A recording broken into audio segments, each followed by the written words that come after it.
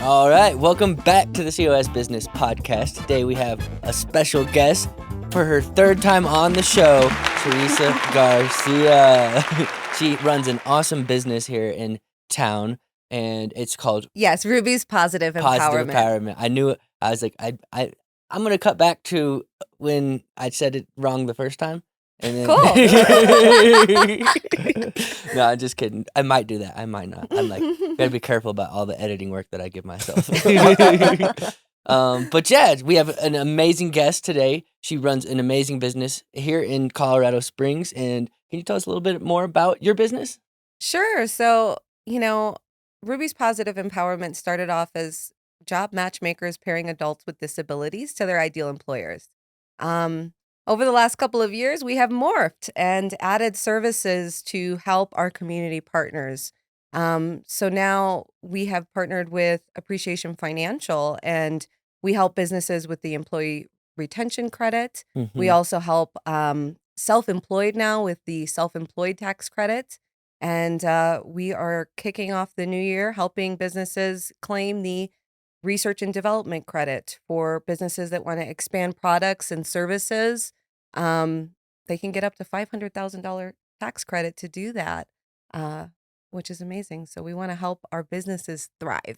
And now a word from our sponsors. Epic Eyewear. Our next sponsor is Epic Eyewear, a remarkable veteran-owned brand that's revolutionizing the way we think about sunglasses. At Epic Eyewear, they believe that designer quality doesn't have to come with a hefty price tag. Their range of stylish, durable, and comfortable sunglasses is crafted to cater to all your needs. Each pair is a blend of contemporary design and practical features, ensuring you look good and your eyes are protected, no matter where your adventures take you. So, if you're in the market for a new pair of shades, remember Epic Eyewear. Check out their collection today and elevate your eyewear game. Our next sponsor is Planet Duct. Did you know what's lurking in your air ducts can impact your health and wallet? Planet Duct, a leader in air duct cleaning, uses the most powerful vacuum trucks in Colorado to ensure your indoor air quality is top notch. They bring a whole new level of clean to your home or business, helping you enjoy lower utility bills, better respiratory health, and prevent damage to your HVAC system. And let's not forget about the dryer vent cleaning, essential for preventing fires and reducing drying times. Check them out at planetduct.com to learn more.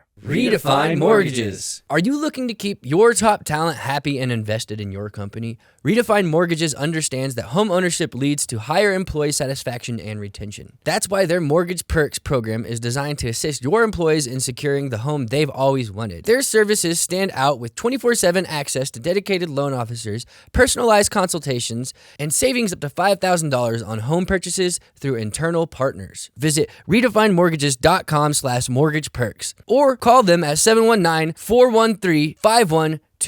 Franchise Succeed. Have you ever thought about scaling your business nationwide? They specialize in helping small to mid-sized businesses grow through franchising, offering a full range of services from legal and financial considerations to marketing and sales. With over 6 decades of experience, the team at Franchise Succeed has a unique perspective on franchising, offering tailored strategies for both new and existing franchisors. They'll guide you through every step of the franchise process. If you're ready to take your business to the next level, visit franchisesucceed.com to schedule a free consultation. So, the business since the last time you've been on, how has it morphed? How has business been? It's been 2 years, right? Yeah. It's been a couple of years. Yeah, business has been incredible. So a couple years ago is when I opened up and we started partnering with Appreciation Financial, and that has transformed everything in my life. It is actually becoming the main focus of my life now because I just got licensed. Well, I just passed my licensing test last week for the health and life. And so I'm going to really be focused on not only the tax credits, but also helping businesses with the insurance needs that we all have, because we all have the needs, and why not help more, right? Mm-hmm. Yeah, and so for a lot of our viewers, I just want to scale back because I was just going back and listening to old episodes. What started this whole business for you? Because I think it's a interesting story how you got into this as well. A whole lot of failure. Failure has shaped my entire life over and over again. And so when I moved out to Colorado, I struggled with finding a job. I was great at business development back in Wisconsin. Mhm. And but I didn't want to be in the auto industry anymore. And so I was just figuring things out, failing forward, and stumbled into this position, and just fell in love. I just, unfortunately, there wasn't a whole lot of training in the field at the time. And I just researched and developed my own program essentially and brought it to the owner of the company and became director within a couple of weeks of that department. And then within a couple of months, I was guided by a counselor at the Division of Vocational Rehabilitation to start my own business because I asked to basically have a reference because I wanted to stay in the field, but I couldn't work for that company anymore. It was becoming toxic. And so it was beyond toxic for me. And so she told me to start my own business. And honestly, I would have never had the guts or faith or idea to do it without Really? her. Okay. Wow. And by the way, she is on her second year now working with me. Oh, sweet. That's awesome. Yeah. Nice. So I'm so grateful to have her. Her name is Brittany Kipe, and she's my rock for sure. She is just so knowledgeable and so inspiring and just has helped me grow tremendously. What year was this when this all went down? I want to say 2017 or 2018. Okay. So it's been going on 6 or 7 years. No, we're going on 5 years. This next year. I started like on the 1st of January, I think. Okay. Oh, So that would have been 2019, right? Yeah, Okay. 2019. Time But- has been. The 1st of January is basically 2018 still too.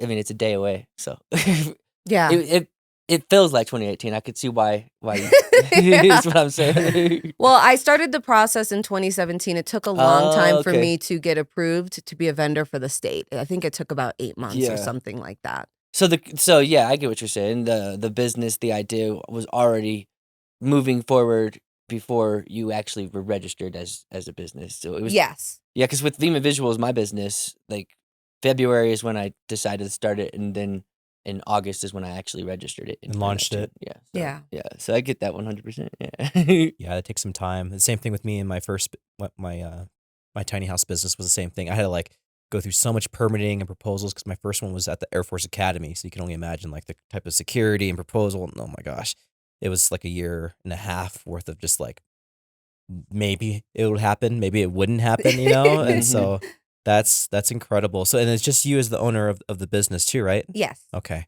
And so that's been quite a journey. They say, I forgot what the stats are, but like 5 years in business is not many businesses that are left over after the 5th year. So Mhm. for a lot of our viewers who are maybe just in their first 5 years of business, what kind of lessons do you have for them? Everybody's going to go through a different journey, but by and large, everybody's going to go through a lot of tribulations and Yeah. adversity. What can you say to those younger entrepreneurs? I think the most important thing is to look at your past and look at your traumas and figure out what hurts you're still carrying around you.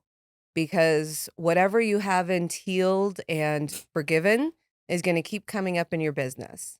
And Mm. so, for instance, I had a very traumatic upbringing. I was abused every way possible by the age of 5 and then over my whole life, pretty much. Man. And so I kept attracting employees that would just step on me. I wanted to give them everything that I wish I had as an employee, and many of them just pretty much crushed my soul. And Yeah. Yeah. I had to develop strong boundaries, build my worth, build my value in myself. Even though like my conscious mind valued me, my subconscious was running a program of devaluing myself without me being aware. I found this out when I was doing Psyche, tapping into my subconscious mind. And the minute I changed my value in myself, everything changed. Everything. I mean, from my financial life to my relationships, I mean, everything is going to shift. And so you got to be willing to let things go, because if things aren't in alignment with honoring, valuing, respecting, and, your trust in yourself, then they've got to get out of your life. Otherwise, they're just weights holding you down. That is such a beautiful way to put it. And I always say there's a couple things there that really resonate with me. Is one is I grew up more so as like a people pleaser to Mm. fill those voids growing up for me that I didn't get filled for me as well. And I found that like people like that, one, they have the biggest hearts. Those with the biggest hearts get hurt the most because they attract hurt people, and hurt people will take advantage of those big hearts. And there's only like, I think there's like a phase that you go through where you get so hurt that you get jaded. And some people just stay jaded forever. Mm-hmm. And if they can figure out a way to move past the jaded and build that part of wisdom from it and understand like, hey, this is who I am. I have a big heart. I'm always going to attract people who are going to love me, but also take advantage of my heart. And that's just the way it is. It's just the way I'm wired, and it's just part of my life. I'm going to have to set up boundaries and understand that not everybody gets that part of my heart. And so that wisdom part, like you were just talking about, you moved into in your life, that's so valuable. That's so valuable, like that you've been able to do that. And takes a lot of introspective looks inside yourself to do that, and it's very challenging. I mean, that can take decades to do. Yeah. Well, I've done some processes to speed that up. I went to Dave Asprey's 40 Years of Zen, right? Which is really intense forgiveness work. And you go into alpha in these pods so that you train your brain to forgive through to love, so that you release these things that are draining you, right? And so, but even before that, I've got multiple coaches. I've had multiple coaches for the last few years because I want to know what's in my blinders. I want to know how to avoid these pitfalls and fires that can be avoided only through experience. And so I've invested heavily in my mind, body, and soul. Yeah, and that's beautiful. And so many people don't understand how personal it can bleed into your business life because, and you could probably talk a little bit more about this as well, but like business is still relationships. It's like another relationship. If you have that baggage and those scars from your past, those wounds from your past, it doesn't matter. Either you get at it or it'll get at you, no matter what, right? And Yeah. so talk a little bit more about that. So it's really, I don't know where to start with that. It's been going ever since I started, right? But the big thing I think is, can you repeat that question? I'm sorry. No, it's kind of a hard question of saying either you get at it or it'll get at you, right? It's Oh, like yeah. bringing up old wounds, and like I don't think a lot of people understand that they're like your personal life and your business life, they bleed into each other, whether you like it or not, It's- especially when business, like you're an entrepreneur, it has to, people with 9-to-5 jobs just don't understand that like you clock in, clock out, you don't have to necessarily think about your workday, but when you're an entrepreneur, it's always in the nonstop. back of your head, and it's a different life. It's a different game.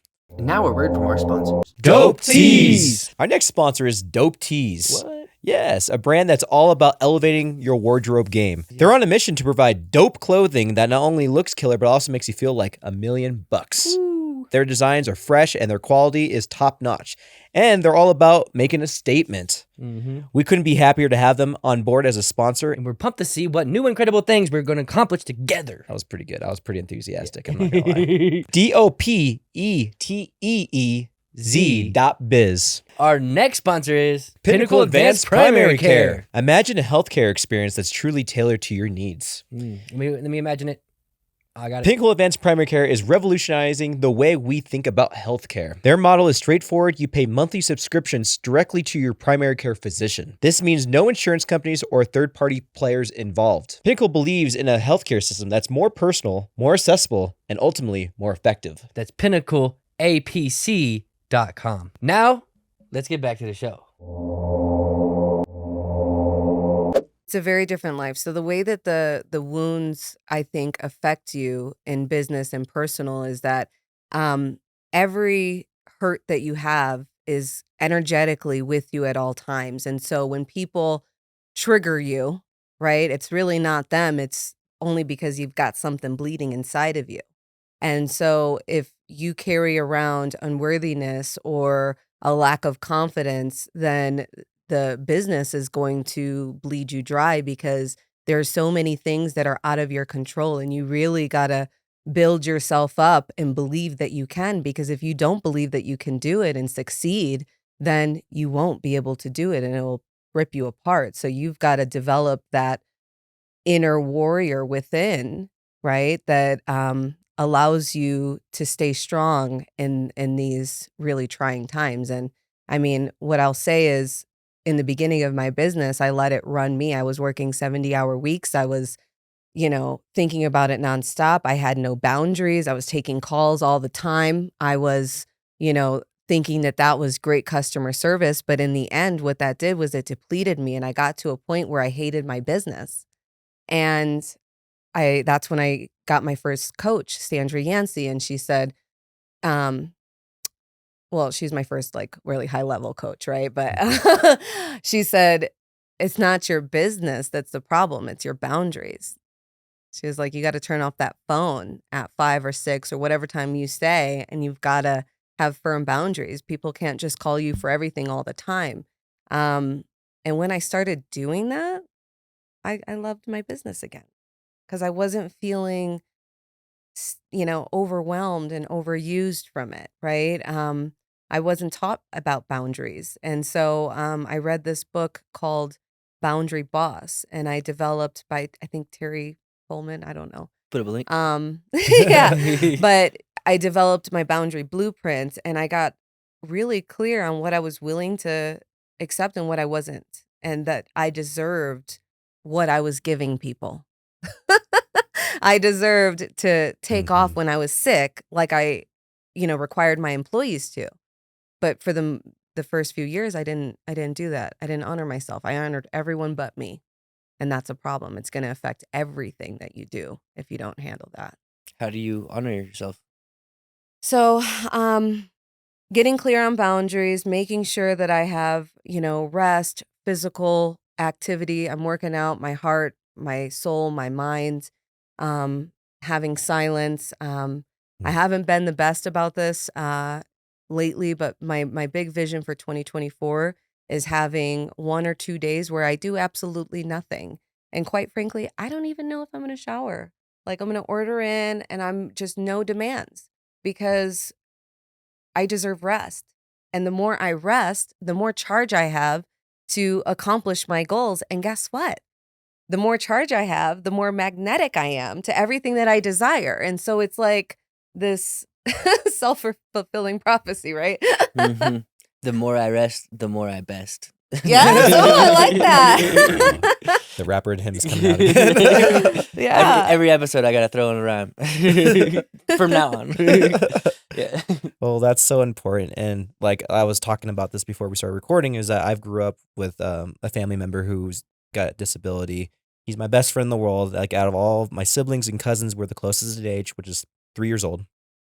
My best friend. And I relate a lot to your work because not only that, but I also got, I think it was in middle school or high school, but it's called a peer partner program where the students go along with the other students who have disabilities, and you go along and help them do their homework, take notes, read, all these different things.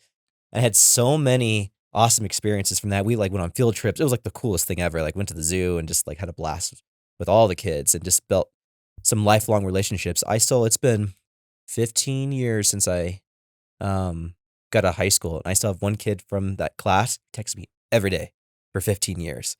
And it's not very long. It's like, hey, Marcus. I'm like, hey, Grant, how's it going? And then like, that's it, but it's every day for like 15 years now. And it's just so special, like the impact it has on those kids or young professionals who are just trying to figure out life too and live their life. And I think it's so important what you're doing for your work for them. It's a beautiful thing. And I coached special needs baseball, Challenger baseball down the south end of town. And that was just such a blast. I was telling you before this recording that, I mean, it was like the biggest range. It was like 6-year-olds to 12-year-olds.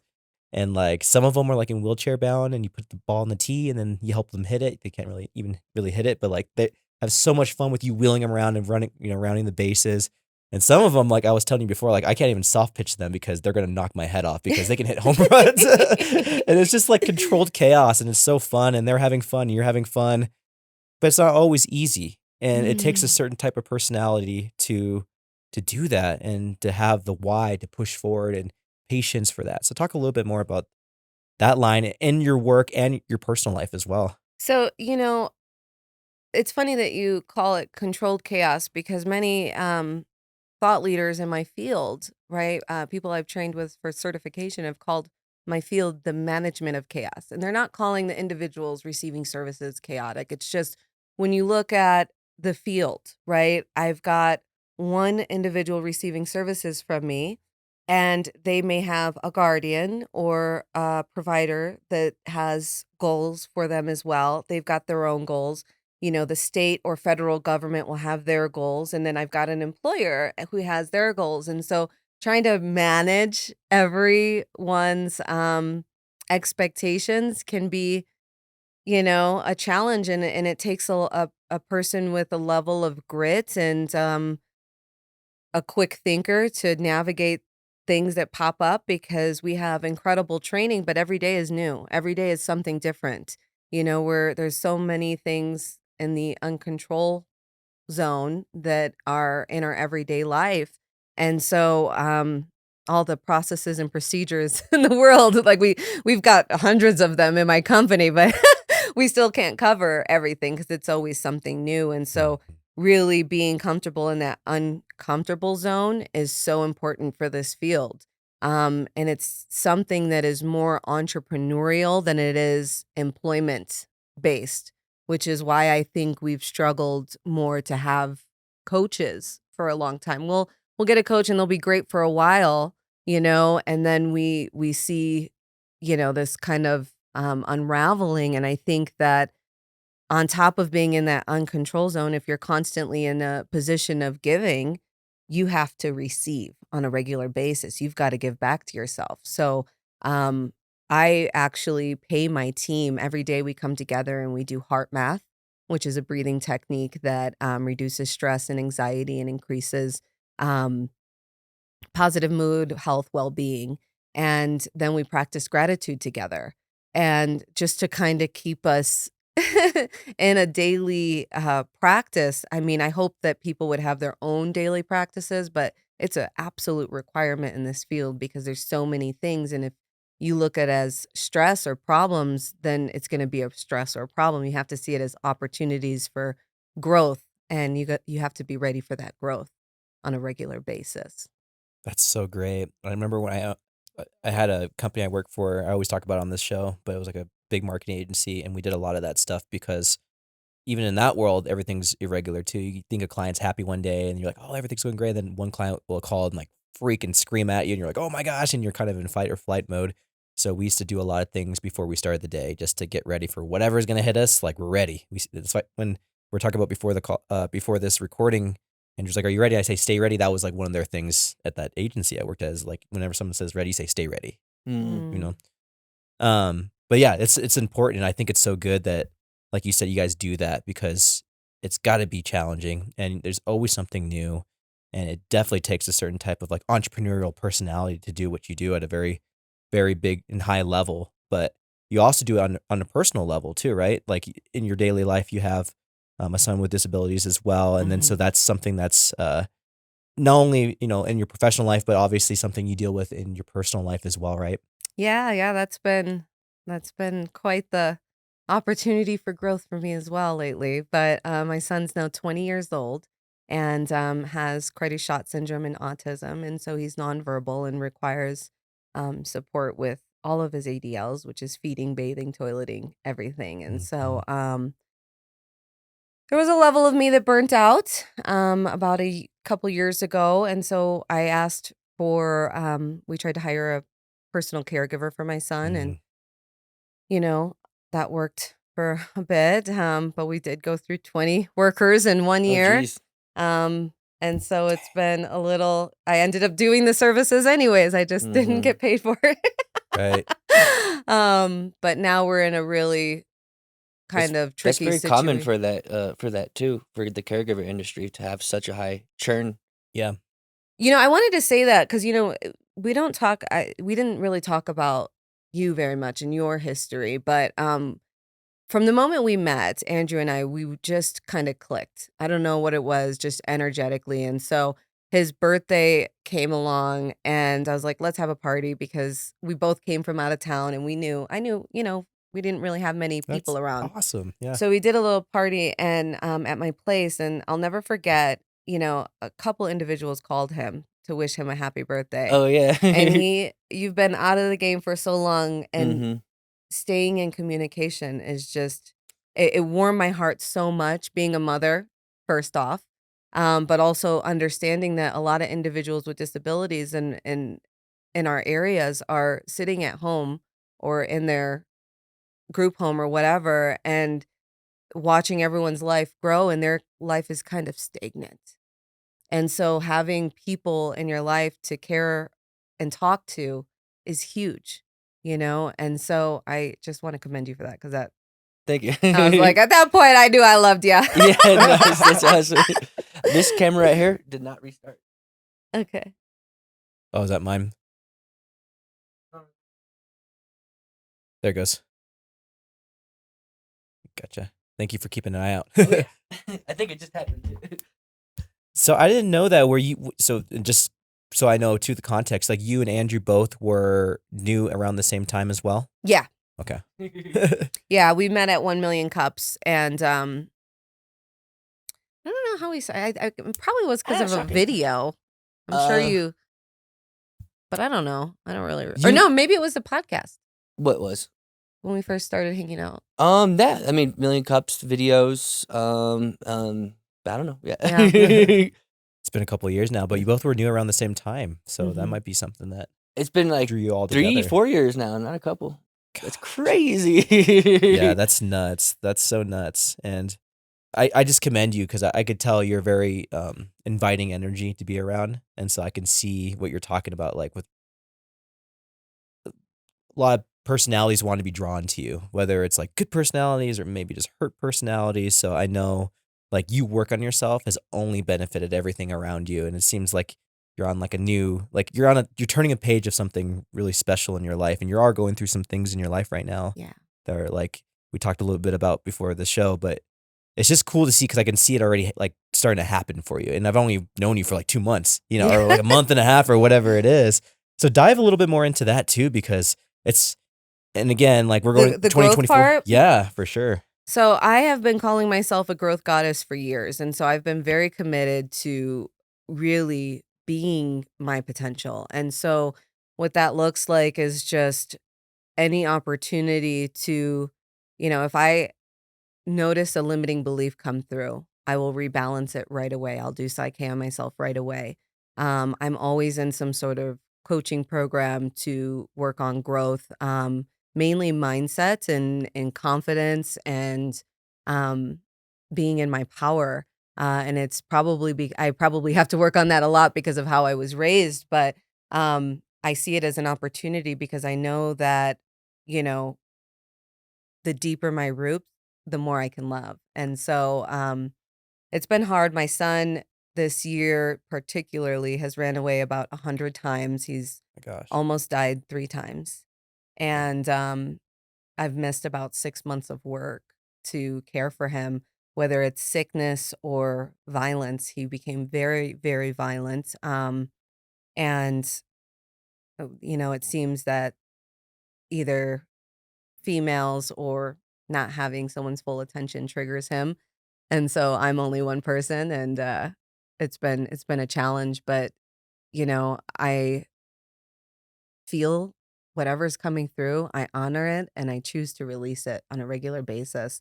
And if I need time to myself, I had to cancel some appointments this past month so that I could uh grieve and heal Mhm. through everything that was happening because it really broke my heart to see my son in the state that he was, especially since we do everything from diet to, I do meditation with him, breath work, all kinds of things to try to keep him healthy and happy, but it just wasn't enough. And so there was a level of failure that I felt, even though it's outside of my control because it's someone else. When it's my baby, it's so much harder to separate that. It's like I know his potential and I know how happy he was for most of his life. And so to see him in so much pain and so much anger um, is heartbreaking. So just giving myself that space to feel it and release it and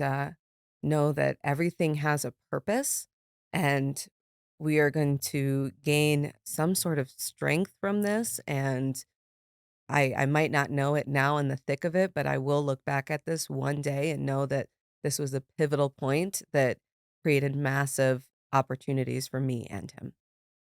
That's beautiful. And I could definitely tell it affects you because you're a mother and it's your Yeah. child and it's a hard situation. And sometimes when you're in situations where it's like almost fight or flight, it's hard to see the forest from the trees. And it sounds like you're able to like pull yourself out and kind of think, what the situation is, and which is so hard when people are going through such stressful and hard times. It's just like survival. Mm-hmm. And so it seems like to me that you're a very spiritual person. Yeah. Where did you tap into that? Was that before the Springs, like So it before was, you lived here? yeah. So in 2009, I lost my fiance and my mom 6 months apart. Oh my gosh, 2009? 2009. And I started having these really spiritual experiences that actually were kind of demonic. And Mm. I got scared, and it was to the point where I couldn't actually sleep. I couldn't be in a house by myself at night. I was so afraid because sometimes I couldn't move and just felt like something was on top of me. And other times I had these crazy nightmares, and it was just insane. So, needless to say, it led me to church. And when I went to church, I was told that it was a demon and that I needed to say, "In Jesus' name, I rebuke thee." And when I did that, it stopped. And the paralysis, like I was completely paralyzed. I couldn't move. I couldn't speak.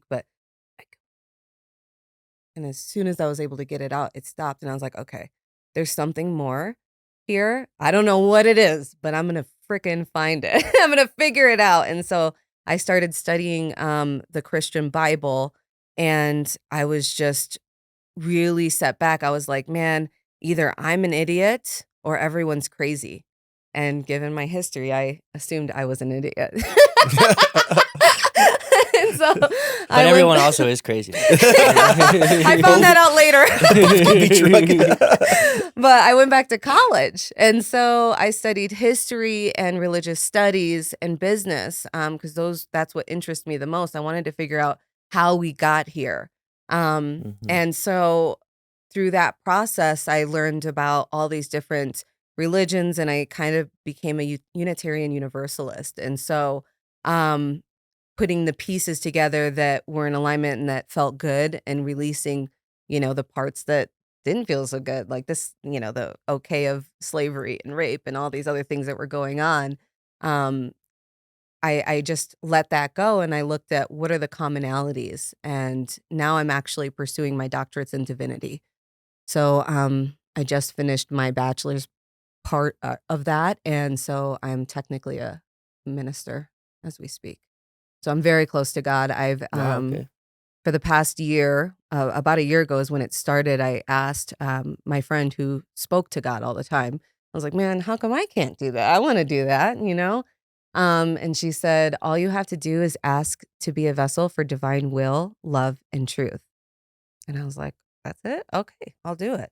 And when I did that, I just felt the most incredible energy pouring down to me. I fell to my knees, and it was just the most loving, light-filled, it was like honey, right?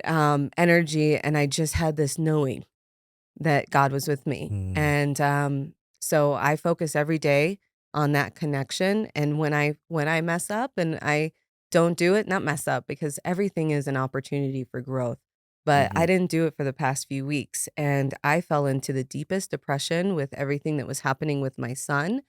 And just a couple of days ago, I was like, oh my God, when did I stop connecting? I used to connect every morning and throughout the day.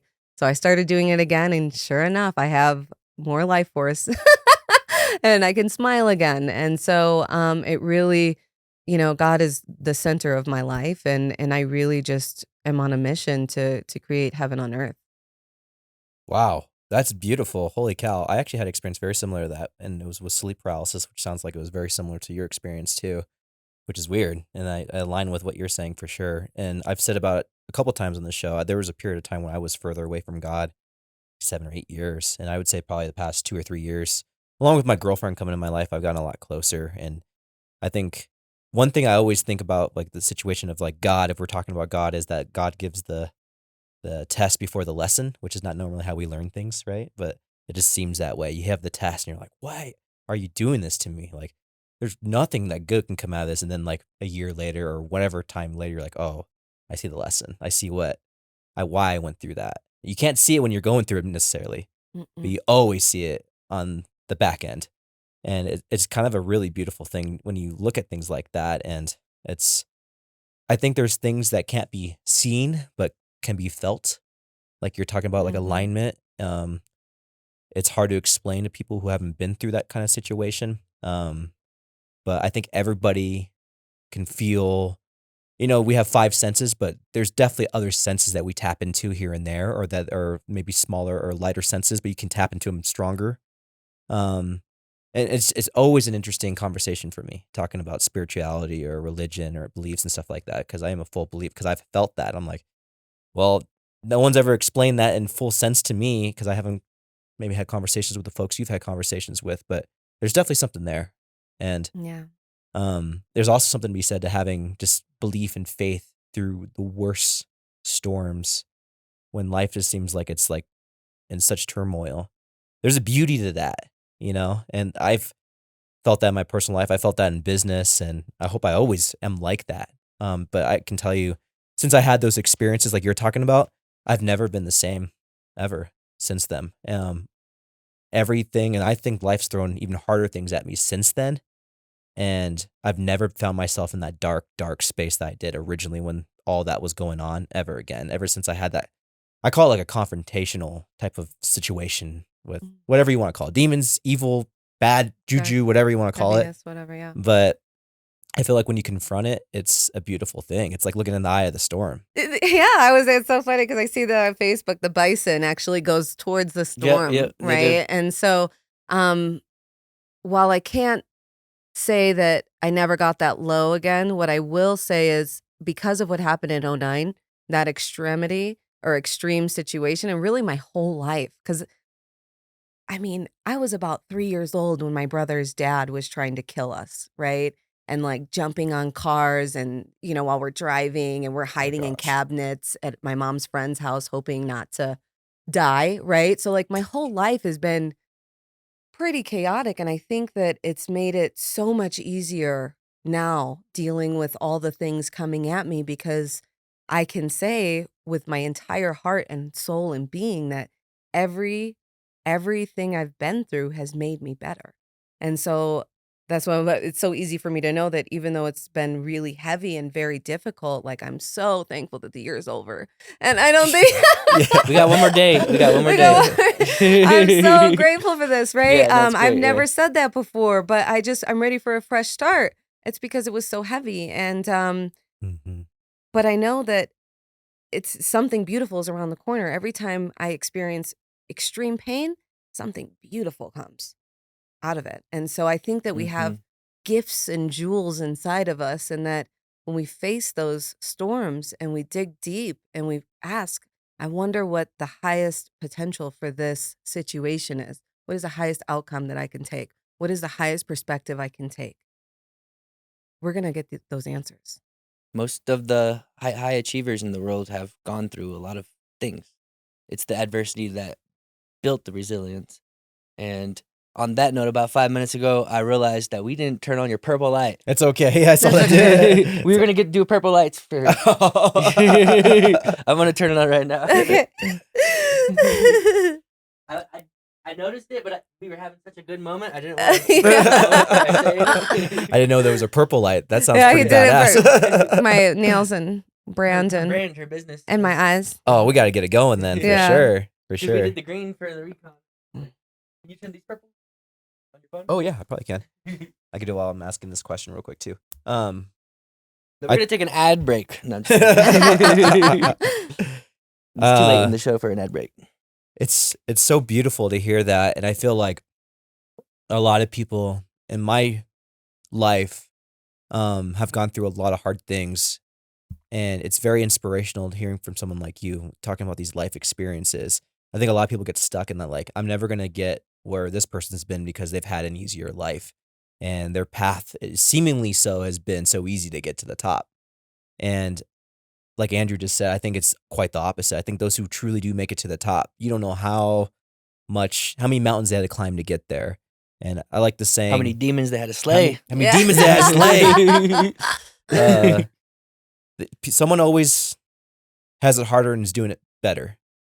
I love that saying because it's very true. Like whenever I look at my situation, I'm like, man, I don't know anybody else is having it harder than me right now, but there's someone else out there just going through worse and is pursuing in a more with more perseverance, right? And I think there's a lot of lessons to be said with someone with your background talking about what you've been through and where you're at now. And you're going through all these other things, what you're going through right now, but you have built a successful business. A lot of people are thinking like, hey, once I have a successful business, that's it. I'm done. I'm successful or whatever it might be. No, I think so. This is my theory. It's whenever you get to a level of safety in an area of your life, any of the traumas or wounds that you're carrying in that area of life come to the surface because now it's safe to address them. Okay. And so, yeah, it becomes trigger city, right? And you get to choose how to move forward. And in the beginning, when that happened, I chose, yes, I was doing self-care, but then I was going home and drinking, having a couple cocktails or a glass of wine and, calming down and winding down that way. Well, my health went to the crapper. Yeah, that's the opposite of self-care. It's the opposite. Self-care, I was doing self-care in the morning, but then after work, I was, drinking on a regular basis and kind of numbing out the rest, right? Yeah. And so once my health went to the crapper, I went on a sobriety kick for the first time in my life because, growing up, I've been going to the bar since I was 13 years old. It was just normal where I was, everybody, it was normal to drink every day. It was normal to kind of have an addictive personality. And so, I carried that in my life. And I worked at a bar for many years. And so but when my health went to the crapper, I decided my health is number one, right? I had all these parasites and it was crazy. And so I was losing my mind because my nervous system was hanging on by a thread because, you've got all these things feeding off of you and the body sees the stress and we don't exactly know it.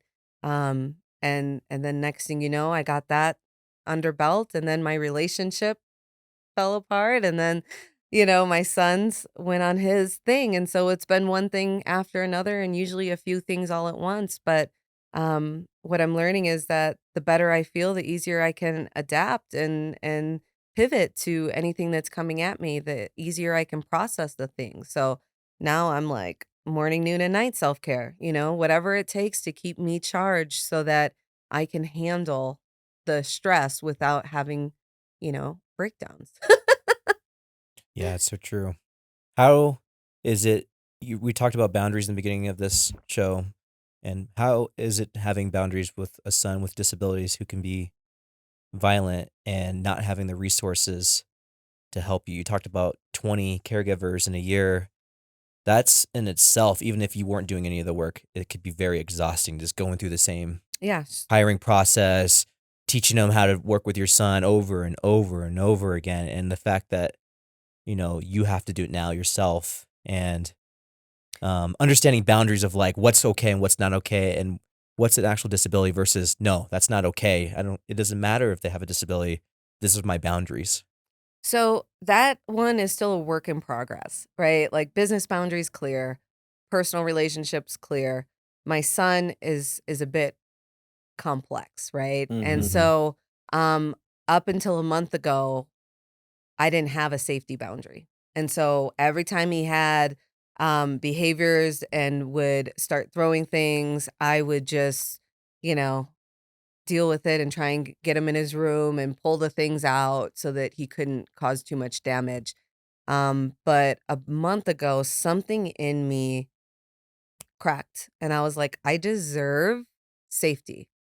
I think it was when the personal care lady told me to hide my knives. She's like, I think you should hide your knives.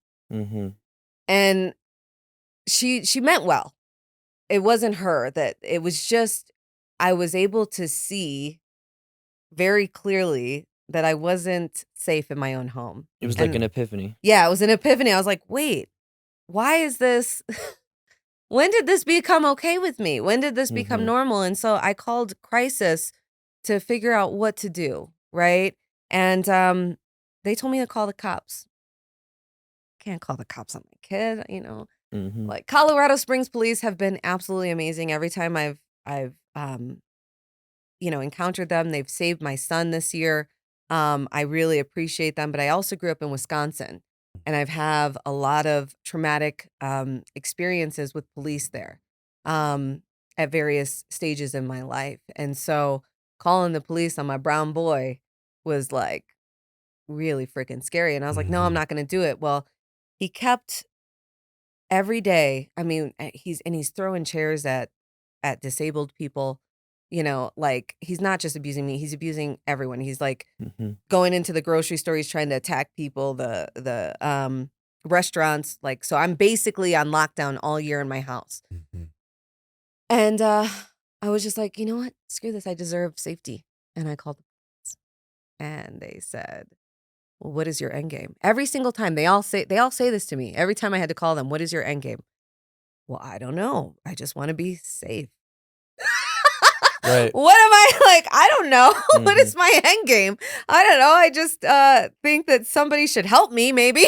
Right. Right. I'm doing everything I can, and I've done it by myself for 20 years. I mean, this is extreme. What do you mean? What is my end game? And the majority of them have felt horrible. I mean, multiple police come to me with tears in their eyes because they're getting this all the time. Individuals that have this super strength or even regular strength. I talked to a cop one time, and an elderly woman was beat up by her son, black and blue in the face that day.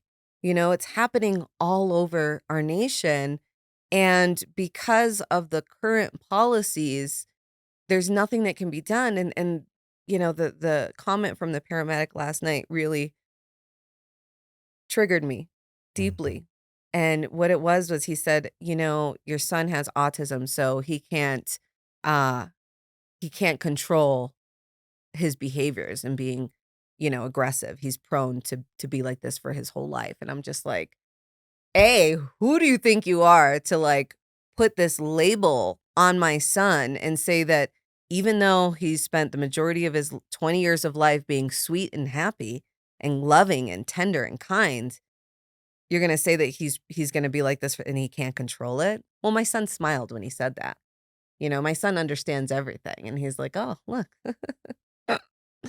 I can do this. There's my hall Mhm. pass to do. There's my hall pass. Yeah. No, thank you.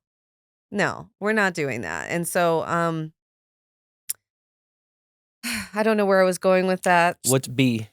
You said A, that the problem is that he's fault. He's wrong in saying that. Why is the paramedic wrong in saying that? Because every human being is a unique individual, and we all choose who we are. We choose who we are by choosing to react or respond. If we are prone to reacting, that is a choice. We can work on creating practices and doing things to calm down so that we can respond. I am a perfect living image of that. With all of I have no idea how many triggers I have, but I reacted the majority of my life. I now respond, and it takes work, it takes practice. But if, we see people with no arms and legs surfing, we see people, with all different kinds of disabilities doing things that are unprecedented that typical individuals cannot do. Why is it? Because they chose to. When I studied history in college, that was the one thing that I realized just super crystal clear. Everything begins with a belief, okay? Whether it's a product, a movement, a service, right? It doesn't matter whether it's our own physical or fitness goals or whatever it may be. It starts with the belief that it's possible. And then we take action towards it, right? And so our beliefs are foundational. And if you do not know an individual, and even if you know an individual and spend time with them, there is nothing within you that has the right to diagnose what they're destined to do. And your son wasn't violent before Exactly. for most of his life, right? For most of his life. This has become new. And in fact, the last 3 months after, he had an emergency exploratory surgery on his guts. Okay. And then after that, he became abusive almost every day. Well, they also chipped his tooth. and during the surgery.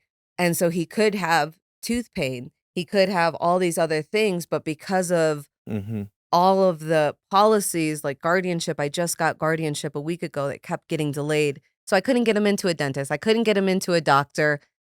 I couldn't get him anywhere. And I had no power, but yet all the responsibility. What a conundrum, right? And so yeah, it could be a lot of things, but he's not going to be like this for the rest of his life. I don't know what it is, but we're going to figure out what the root is, and he is going to live a healthy, happy life.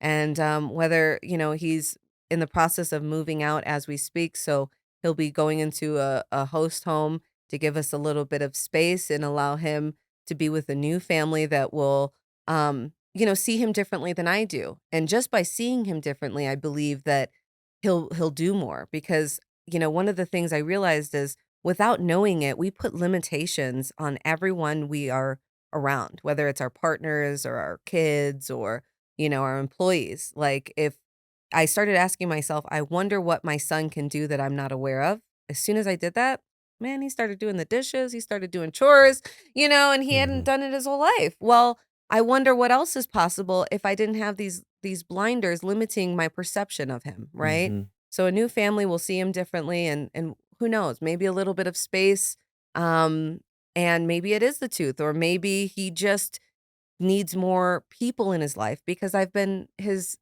caretaker for 20 years. He's never had a sleepover, he's never had friends, none of that. And so outside of my nieces and nephews and things like that. And so those things are important. So maybe being around other individuals, that are like him and nonverbal or different things will bring out something else in him.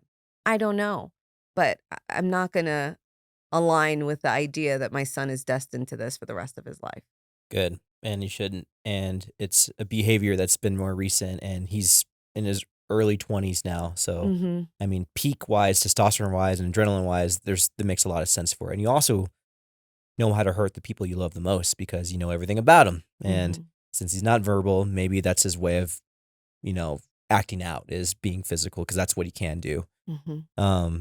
I think you're right with all those things. I think a change of environment would be great for him, and putting the space would be great for him as well, getting him in a new environment around new people. I think he'll have a lot of growth from it. I think it's actually a really great thing that you're doing that. And kudos to you for all that you've done. And I know so many good friends who have a similar situation to you.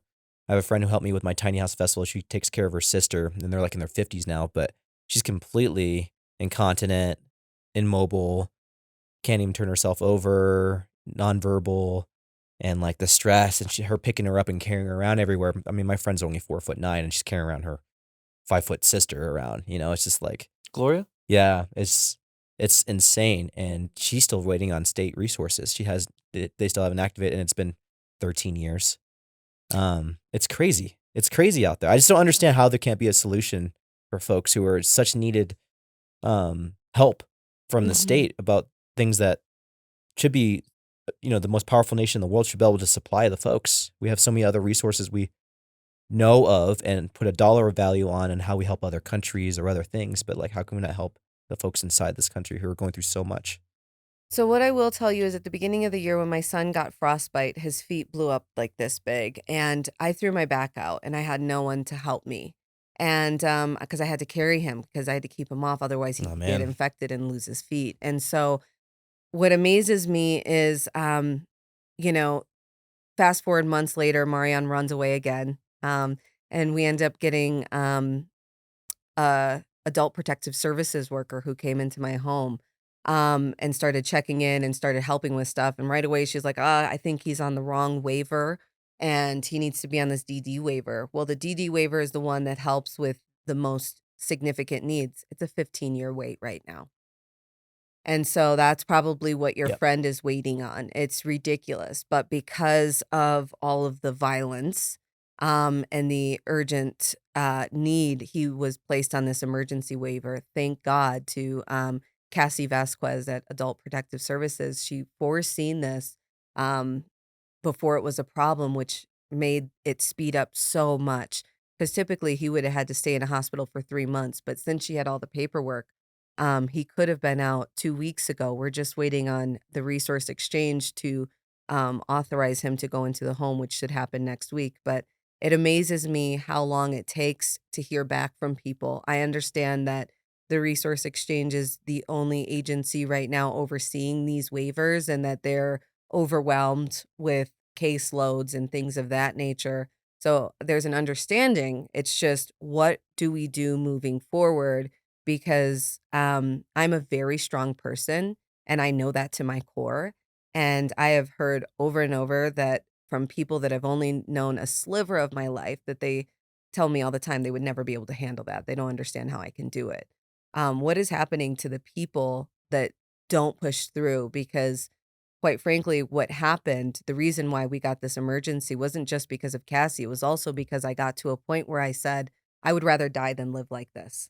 Because every day I'm fighting with my son and it feels like I'm at war and I'm constantly on the defense. We could just be eating dinner and he just starts throwing plates and stuff. And it's just chaotic and I can't, I didn't feel safe and it had been going on for a long time. So I was just like, I don't want to live like this. But if I didn't say that, they threatened to charge me with abandonment for sending him to the hospital. Because I said I didn't feel safe with him coming home. They're like, well, we're going to have to charge you with abandonment. So most people will say, oh, no, I'll come get him, even though they're beating the crap out of me and there's nothing I can do. Right. But, thankfully I said what I said because I got everyone involved and that's what got him on this emergency waiver. Mm-hmm. But otherwise, we would just suffer. They would just push us out and we would just suffer. And all responsibilities on me, yet there's no support. Your camera needs on again? Oh, it just turned off right now. Oh. Wow. That's a lot for sure. And so we're on the precipice of a new year. Mm-hmm. There's a lot going on in your life. What if this year was a good year, perfect year for you? What would that year look like in all facets of your life? All facets. I really want to establish a branch of Appreciation Financial here within either my current building or a building. And completing my book, The Making of a Warrior of Light, How to Turn Any Pain into Power, will be released. And what else? I'm going to apply for the research and development tax credit for my business, because what I'd like to do is start figuring out what can we do for families with individuals that are high behavioral so that they can get respite and services, because getting personal care and respite if you're high behavior is like none. Like they can't. No one wants to take the case. Well, if those caregivers don't get respite, it just keeps getting worse for everyone. Like everyone needs a break. So raising awareness and I seen a post the other day that I shared, and it was about ALS and about caregiving, and saying that if you know someone that's a caregiver, like giving different ways in which we can support our friends to give them a little bit of relief. And so I'm going to start raising awareness so that like we as a community try to figure out how to help people, because, even going into the hospitals or, the nurses have been pretty burnt out. I've had nurses or CNAs actually snap at me when I was like, after my son was puking for 2 weeks. I didn't sleep for 2 weeks and I fell asleep while he was in the hospital for his stomach. And she yelled at me because I was only allowed to be there to caretake for him. And I'm like, where is the empathy? Like, do you understand that, like, I haven't slept my son's been puking for 2 weeks in and out of the hospital. And I'm exhausted, right? And so I'm looking around, whether it's caregivers of individuals with disabilities, nurses, like some of the people that are overseeing state and federal governments. A lot of people are burnt out, and we need to figure out how to bring passion back, how to bring happiness and peace back so that people can actually give people the care that they need. That is so beautiful. I'll tell you a story real quick, just because I think it's so. I used to be a caregiver for 10 years for my grandfather before he passed, and he's diabetic. He was immobile, wheelchair bound, and he for a while he was on a walker. And during COVID, he got dementia, pretty high level dementia. And I already had been taking care of him for 10 years at that point. I was like, okay, whatever dementia is, I'll be fine. But it was during COVID. The world was shut down. It got progressively worse. I never slept because he would do what's called a sundowning, where he gets up in the middle of the night and he doesn't know what's going on. And he'd be like, and he's immobile, so you don't want him to fall. You don't want him all these different things. And then he started becoming incontinent and stuff like that. And it's like my grandfather, like wiping, like it was just a very tough time showering him. I understand exactly what you're talking about. And he was like a 130-pound man. So, I mean, I can only imagine being a woman doing that. We'll just put it that way. Like, maneuvering him and doing the things he needed to do. And I was giving him shots because he had diabetes, so insulin shots and all these different things. I always considered myself a very strong-willed and patient person. It's really hard to break me. But there was one instance where I did break, and it was maybe 6 months of this no sleep during COVID. And he was up again. And my grandfather, as I tell Andrew all the time, he was a super vulgar. Every other word was a cuss word. It was actually terms of endearment. He had just had a foul mouth like a sailor. But he was in the kitchen trying to get sweets or something like that. And I was so tired. And I go up there and I'm like, what are you doing? And I called him Daddy Joy, my grandfather, his Joe Martinez. I'm like, what are you doing? And he's like, I'm just making something. I'm like, we have to get you to bed. We have to get in. I'm trying to get him into bed. And he is not having it.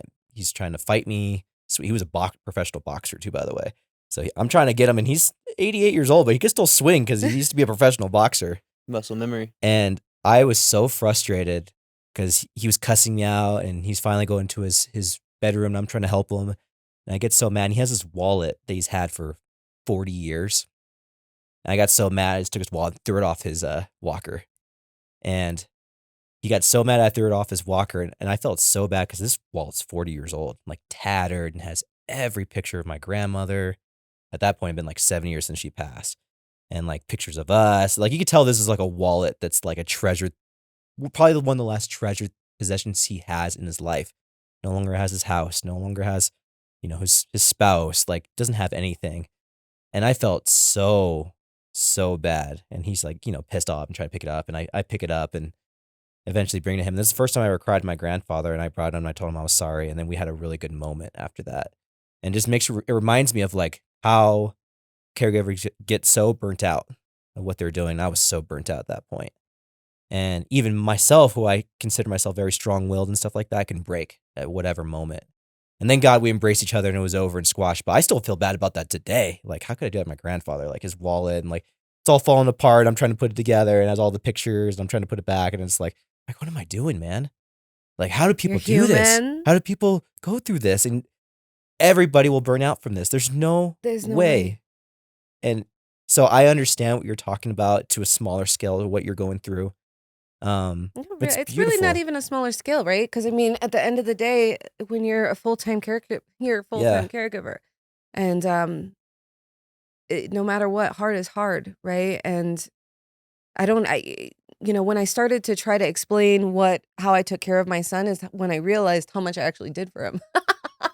Yeah. Because I didn't even realize it. Because it's not even I love him, right? But when you can't sleep, and he doesn't sleep, and that was another thing. After his surgery, he couldn't take his sleeping pills, so he's waking up, and I'm always on high alert because he runs away and he does crazy things. So I don't know how long I didn't sleep fully or deeply because I was kind of living on edge trying to hear for him. Mm-hmm. But when he was out of the house, what I'll tell you is all of a sudden I was sleeping 12, 14 hours. And I know there was a level of depression. Mm-hmm. However, I was sleeping so deep and I couldn't get enough sleep. And I think that my body was trying to recover from Right. the years of not sleeping, the Mhm. years of listening for him. He's been running away since he could walk. So And people who could watch this and be like, how could you do that? How can you send they have no idea. And that's all I'm saying. They have no idea. The Yeah. stress and pain and the love and attention you've given your son over all these years.